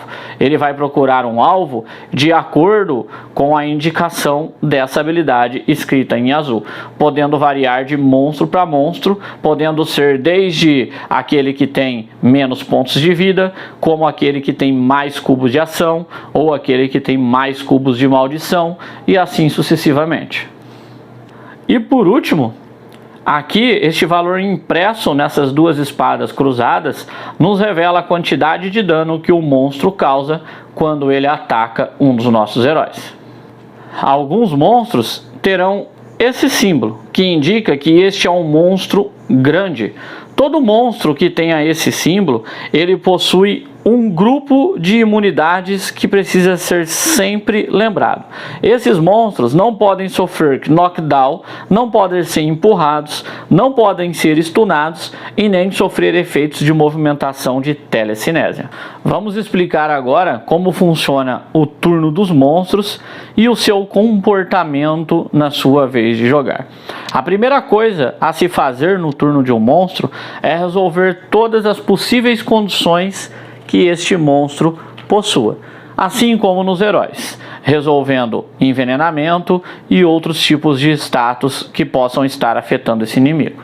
Depois, é necessário verificar se o monstro em questão possui alguma habilidade rosa. No caso do esqueleto arqueiro, não. Mas lembre-se que, no caso da abominação, ele tem regeneração 1. Esse monstro, então, neste momento, usaria o efeito rosa de regeneração. Agora chegou o momento da preparação do monstro, aonde nós vamos definir qual será o alvo do monstro. A regra para definir o alvo do monstro é uma regra simples e que, se você decorá-la, você rapidamente vai conseguir dominar a movimentação dos inimigos do mapa. A primeira prioridade de um monstro sempre vai ser se posicionar de forma que ele possa dar múltiplos ataques. Por exemplo, o nosso esqueleto arqueiro possui Multishot 2. Quer dizer que ele pode atacar até 2 alvos. Vamos imaginar o seguinte cenário. É a vez do esqueleto arqueiro amarelo agir. E nós temos aqui 3 heróis no campo de visão do esqueleto arqueiro. O esqueleto arqueiro poderia realizar um ataque contra o anão. Imaginemos que o anão seja o herói que tem mais pontos de vida, que é o primeiro critério padrão para se definir quem vai ser o alvo de um inimigo. Mesmo que o anão tenha mais pontos de vida, o esqueleto, se atacasse o anão, conseguiria realizar apenas um ataque nessa situação. Um inimigo sempre se move o mínimo possível para realizar um ataque. Porém, a primeira regra que ele precisa seguir é, se ele possui múltiplos ataques, ele vai priorizar para poder usar este ataque. Nesse caso, então, o esqueleto arqueiro se movimentaria até 4. Ele poderia então andar 1, 2, e desta posição ele conseguiria fazer um multishot em até 2 alvos, tendo 3 possíveis alvos no seu alcance. Lembre-se que o alcance de ataques à distância é de 1 quadrado azul. Neste caso agora, ele precisa definir entre esses 3 alvos quem seria o alvo do ataque do esqueleto arqueiro. Neste caso, essa decisão é tomada considerando dentre os três quem é o herói que possui mais HP no momento, ou seja, o herói mais forte. Vamos imaginar que esse herói é o anão. Então o anão certamente seria o primeiro alvo do ataque do esqueleto. Agora nós olhamos para os outros dois heróis e vemos entre os dois qual deles possui o maior HP. Vamos imaginar que é o clérigo. Então, definido que os alvos do ataque do esqueleto vai ser o anão e o clérigo, o esqueleto então realizará o seu ataque com 3 pontos de dano, multishot no anão e no clérigo. O ataque do monstro sempre entra direto, não é necessário rolagem de dados para os inimigos. Os jogadores têm direito a utilizar os seus escudos e as suas reações. Caso o dano não seja completamente bloqueado, aplica-se a condição, que no caso do esqueleto é o veneno 1. Vamos pegar outro exemplo para ilustrar de forma clara a prioridade dos monstros. Nós temos aqui o executor. O executor, ele ataca corpo a corpo e ele tem uma habilidade que se chama Cleave 2. Essa habilidade diz que ele pode atacar até 2 alvos que esteja adjacente a ele. Vamos considerar novamente que o anão é o nosso herói mais forte, aquele que possui mais pontos de vida.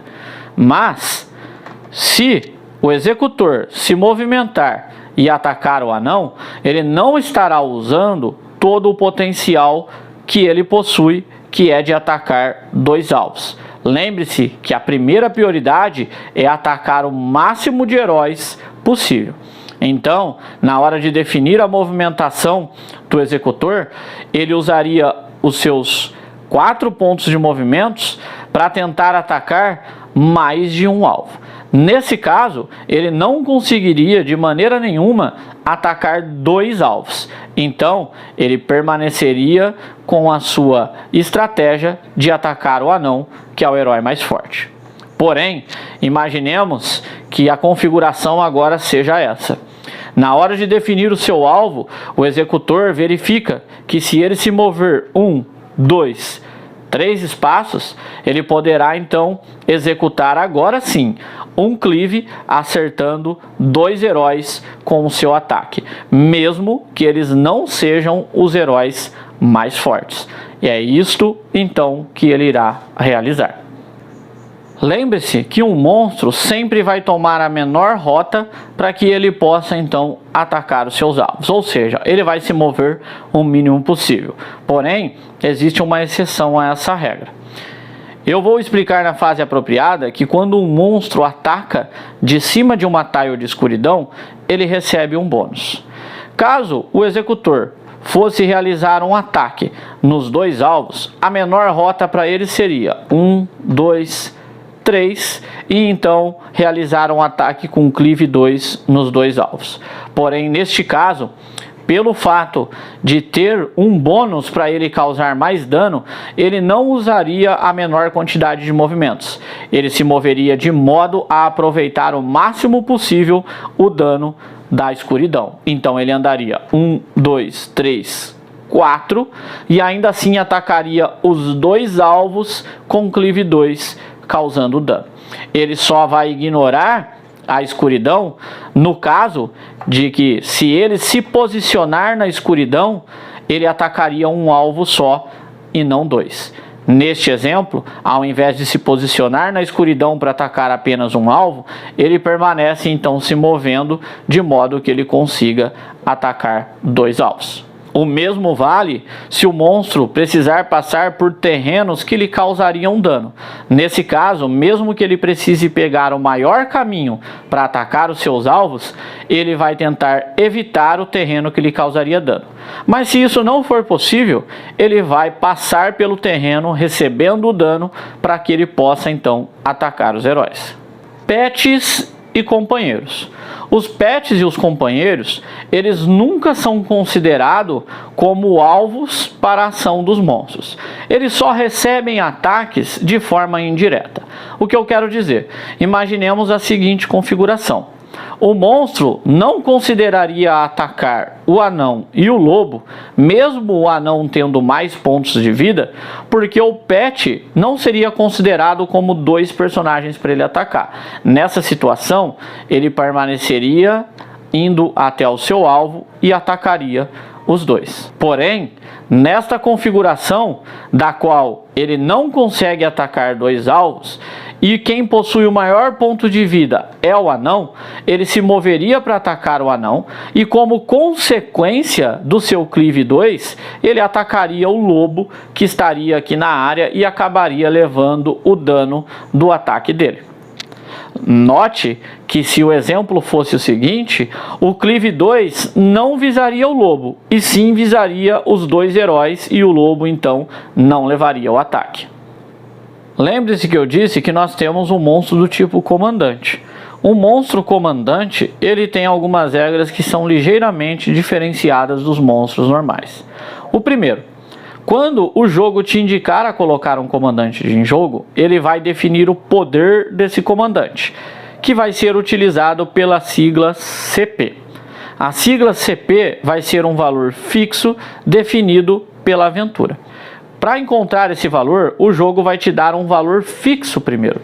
Esse valor fixo que o jogo vai te dar vai ser sempre definido pela aventura. Por exemplo, imagine que o jogo diga que o poder desse comandante é 1. Você vai então pegar este valor e vai somar o número de jogadores.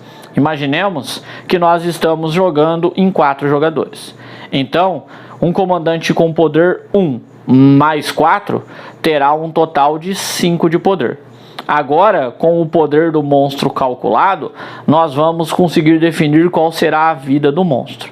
Neste caso, nós vamos agora multiplicar o poder do monstro pela quantidade de pontos de vida que está definida aqui na carta do monstro. Lembrando que o poder do monstro que definimos era 5. Vezes 8, esse monstro então terá 40 pontos de vida quando ele entrar em jogo. Além disso, os monstros comandantes possuem 10 cartas de ataque, que são cartas de runa. Os jogadores vão precisar então embaralhar essas cartas de runa e sorteá-las para os comandantes. Depois de embaralhado o deck de ataques dos comandantes, os jogadores deverão comprar um número de cartas igual ao número de jogadores. Vamos continuar com o nosso exemplo de 4 jogadores.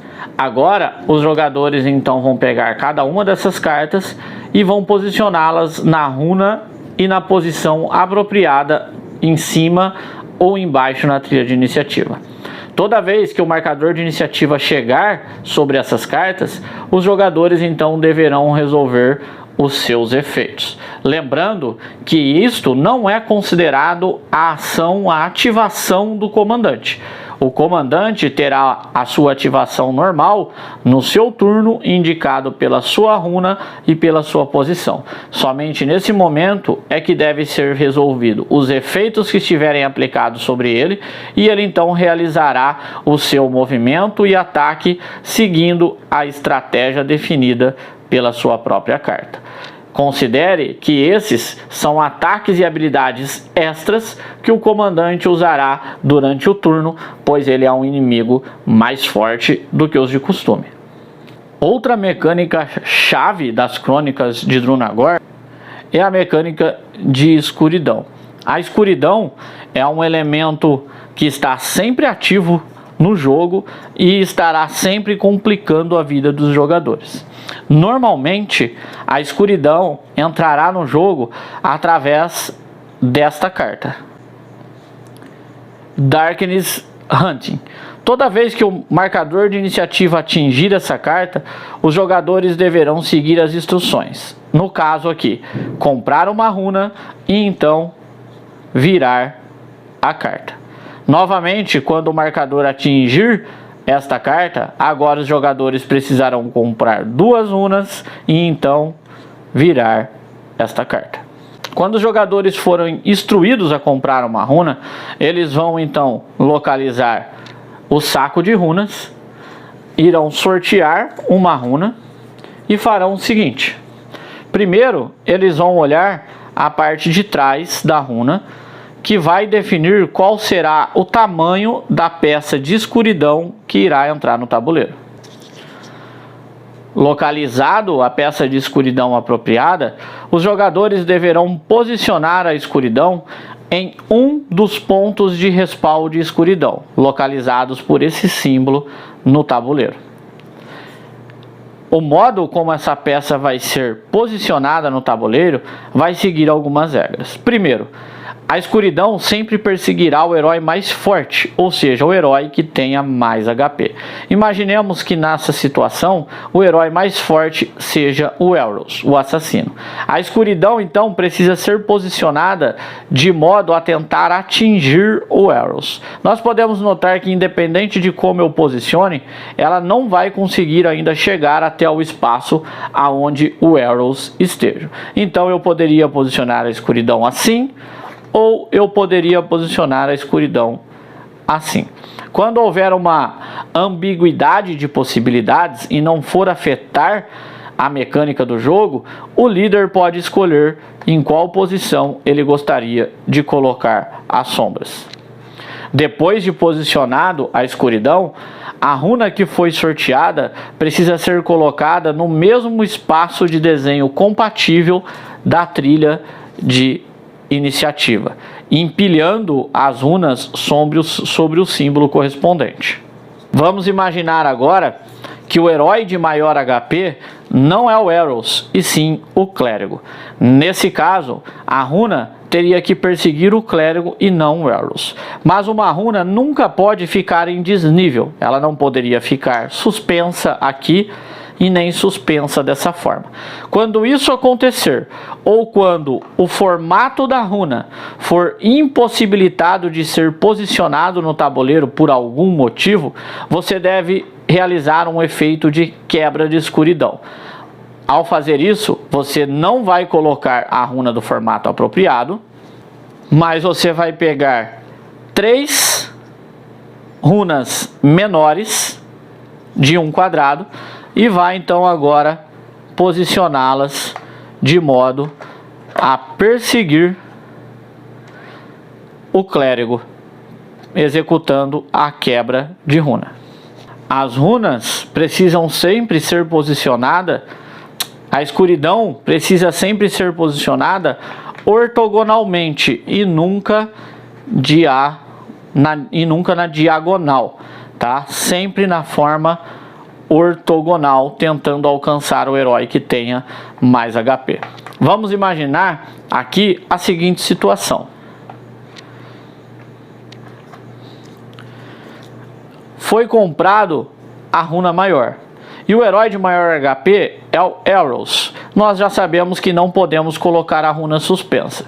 Então, vamos executar uma quebra de runas e então nós vamos posicionar a primeira aqui e a segunda vai atingir o Elros. Mas ainda nós temos uma peça de runa para pôr, porque quando quebramos uma runa, ela se divide em 3 partes. A partir desse momento, a escuridão continua a perseguir o herói que tenha mais vida. Então ela continua se estendendo agora para o segundo herói, uma vez que ela já atingiu o Elros. Outra coisa importante é que quando for necessário comprar uma runa e todos os heróis já estiverem na escuridão, não é comprado a runa, mas todos os heróis vão sofrer um dano chamado Darkness Crush. Esse dano é igual a Y, onde Y é igual ao número de heróis jogando a aventura.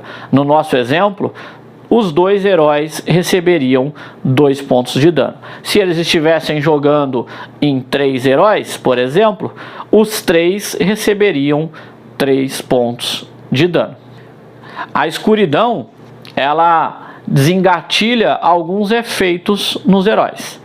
Toda vez que a escuridão atingir o herói pela primeira vez em um turno, esse herói sofre 2 de dano que não pode ser reduzido. É irredutível o dano que ele sofre, tá? Lembre-se que um turno não é uma rodada. Por exemplo, Elros por algum motivo, no seu turno, se moveu e passou sobre uma escuridão pela primeira vez. Ele recebe então 2 pontos de dano. Arrows continua o seu turno fazendo seus movimentos e pisando na escuridão. Nesse turno, ele não recebe mais 2 pontos de dano. Mas imaginemos então que um inimigo, no turno do inimigo, realize um ataque contra Arrows e o empurre para cima de uma escuridão. Arrows então precisa receber novamente 2 pontos de dano, porque agora é o turno do inimigo e não o turno dele.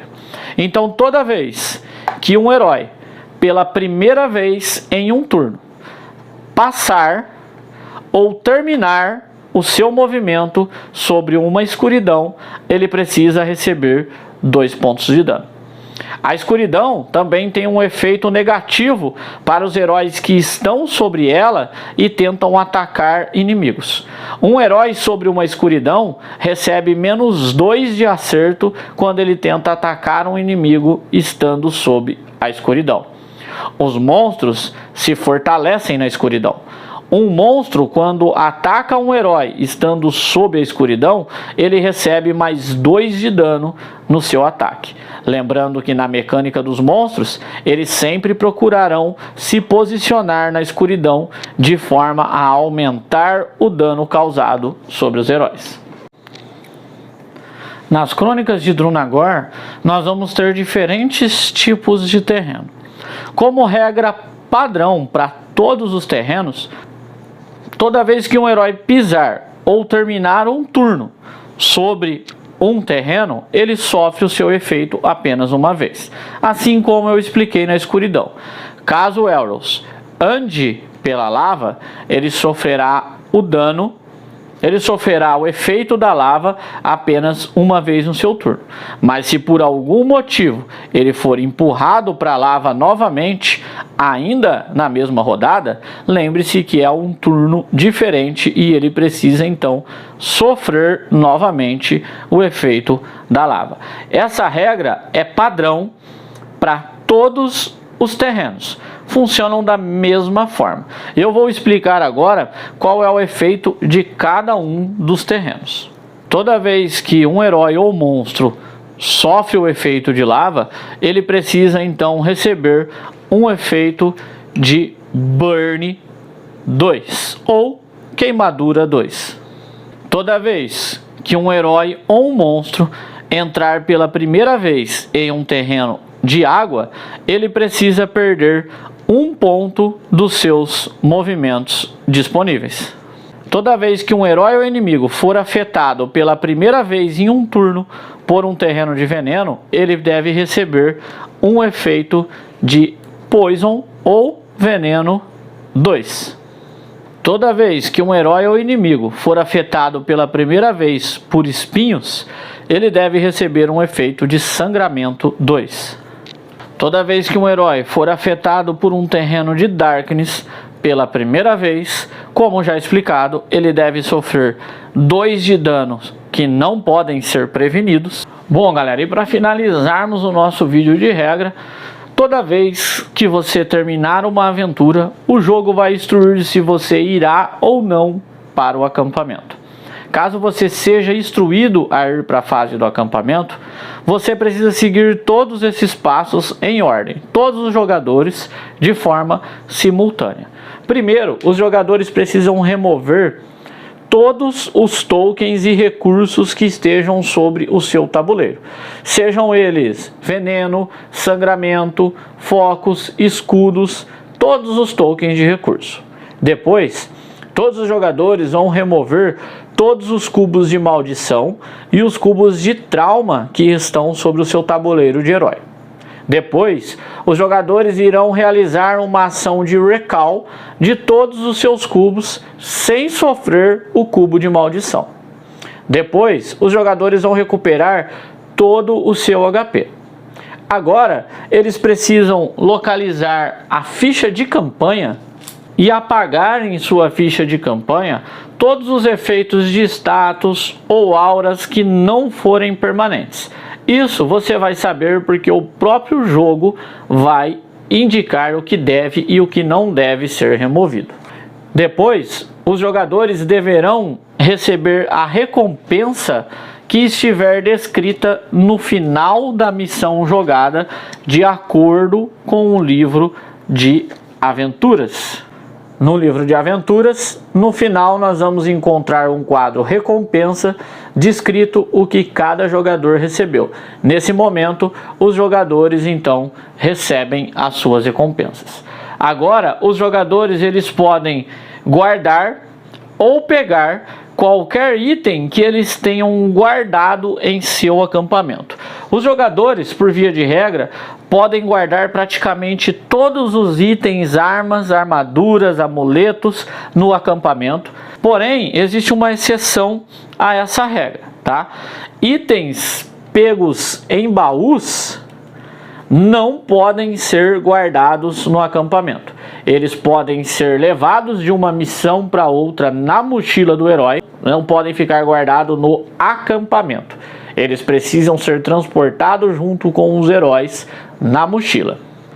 Uma vez completado a fase de acampamento, os jogadores decidem então se eles querem jogar uma outra aventura ou se eles vão encerrar e guardar o jogo. Caso os jogadores decidam guardar o jogo, esse jogo vem com essa bandeja de save game sensacional, cara, tá? Aonde você vai poder guardar nessa bandeja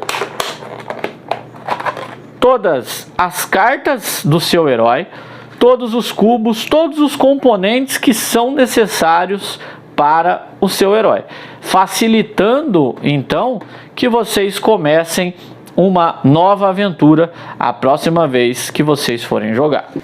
Caso você seja aquele tipo de pessoa que gosta de jogar várias campanhas com vários grupos diferentes, então você pode abdicar da caixinha, porque obviamente você não vai conseguir usá-la com vários grupos, mas você pode realizar o salvamento de tudo que você tem através das fichas de anotações disponíveis na caixa do jogo. Bom, galera, esse foi o vídeo de regra das Crônicas de Drunagor. Eu espero que vocês tenham gostado, tá? Eu tentei aí fazer o nosso vídeo padrão matilha, explicando nos mínimos detalhes as regras desse jogão que é as Crônicas de Drunagor. Disparado aí pra mim, talvez um dos melhores dungeon crawlers que eu já joguei, hein? Olha só, hein? Aonde eu tô colocando esse jogo, hein? Bom, esse assunto vai ficar aí para um outro vídeo, onde eu vou fazer uma análise mais profunda dele, logicamente depois de eu ter jogado mais, né? Eu ainda considero que eu joguei pouco e eu preciso ver mais ainda do jogo para trazer uma opinião mais consolidada para vocês. Beleza, galera? Então a Alucard se despede, aquele abraço e até a próxima.